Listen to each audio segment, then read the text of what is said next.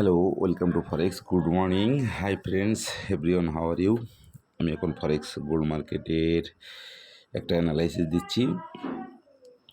দেখেন, আজকে মার্কেটে পিওর পয়েন্ট হচ্ছে 2350, ফার্স্ট রেজিস্ট্যান্স আছে 2370, সেকেন্ড রেজিস্ট্যান্স আছে 2384 এবং থার্ড রেজিস্ট্যান্স আছে 2397। মার্কেটের প্রথম সাপোর্ট আছে 2320, সেকেন্ড সাপোর্ট আছে 2304 এবং থার্ড সাপোর্ট আছে 2285।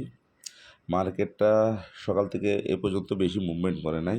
লো করছে 2326 এবং হাই করছে 2335। মার্কেটটা আজকে ছেলে যাওয়ার সম্ভাবনা আছে, সেক্ষেত্রে আপনারা সেল এন্ট্রি নিতে পারেন 2325, প্রথম টিভি দিবেন 2321, সেকেন্ড টিভি দিবেন 2310 এবং থার্ড টিভি দিবেন 2305। এসএল ব্যবহার করবেন 2342। যদি মার্কেটটা পিভট পয়েন্ট ভেঙে যায় তাহলে আপনারা বাই এন্ট্রি নেবেন 2357, প্রথম টিভি দিবেন 2360, সেকেন্ড টিভি দিবেন 2368, থার্ড টিভি দিবেন 2373, এসএল ব্যবহার করবেন 2345।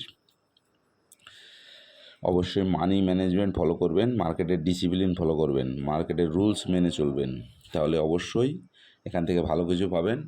মার্কেটটা যদি আপনার বিপক্ষে যায়, সবসময় চেষ্টা করবেন যে মানি ম্যানেজমেন্টের ভিতরে থাকলে বিপক্ষে গেলেও এসএল হিট করলেও আপনার তেমন বেশি লস হবে না।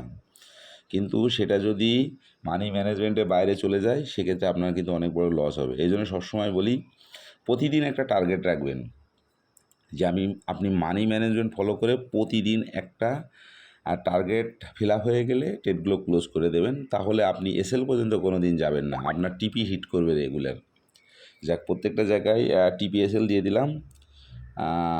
অবশ্যই সঠিক জায়গায় সঠিক এন্ট্রি দিয়ে সঠিক প্রফিট নেবেন, অ্যাকাউন্টটাকে সেফ রাখবেন। ধন্যবাদ সবাইকে।